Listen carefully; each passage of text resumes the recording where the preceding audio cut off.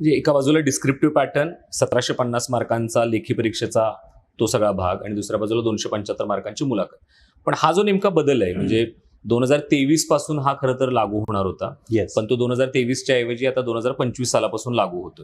So हे जे सगळं ट्रान्झिशन आहे त्या ट्रान्झिशन बद्दल तुम्ही काय सांगू शकाल? मला असं वाटतं की असे म्हणजे आपल्याला ब्रॉडली जे विद्यार्थी सध्या तयारी करत आहेत किंवा तयारीच्या परिस्थिती म्हणजे अभ्यासाची तयारी करत आहेत ते 2 कॅटेगरीजमध्ये विभागता येतील. हे मी खूप ढोबळपणे सांगतो.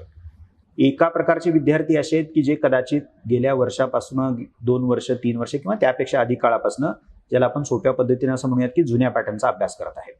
त्यांच्यासाठी मला असं वाटतं की त्यांना अभ्यासक्रमाची ओळख काही प्रमाणामध्ये आहे, पण त्यांच्यासाठी एका अर्थानं आव्हान हे असणार आहे की ऑब्जेक्टिव्ह टू डिस्क्रिप्टिव्ह, म्हणजे की पूर्वी तुम्हाला फारसं जवळपास लिहायचंच नव्हतं, विशेषतः मुख्य परीक्षेच्या बाबतीमध्ये. आता तुम्हाला सगळा अभ्यासक्रम की जो वाढलेला पण आहे, ज्याची व्याप्ती पण वाढलेली आहे, पुढे आपण बोलूयातच, पण तो लिहायचा आहे. त्यामुळे त्या विद्यार्थ्यांसाठी अभ्यासक्रम ओळखीचा आहे, पण वाढलेला अभ्यासक्रम एका बाजूला आणि शिवाय तो आकलन करून लेखन करणं, हा या प्रकारचं चॅलेंज एका अर्थाने असणार आहे त्याच्यामध्ये. आणि जे नवीन जे विद्यार्थी आहेत त्यांना सगळंच शून्यापासून एका अर्थाने करायचं आहे. त्यामुळे त्या विद्यार्थ्यांनी भय बाळगायचं काही कारण नाही की पूर्वी अशा प्रकारची परीक्षा होती, आता तिचं स्वरूप बदललेलं आहे वगैरे वगैरे. हा प्रश्न त्या विद्यार्थ्यांसाठी आहे जी विद्यार्थी कदाचित 1 किंवा 2 वर्षापेक्षा अधिक काळापासून या परीक्षेची तयारी करतात.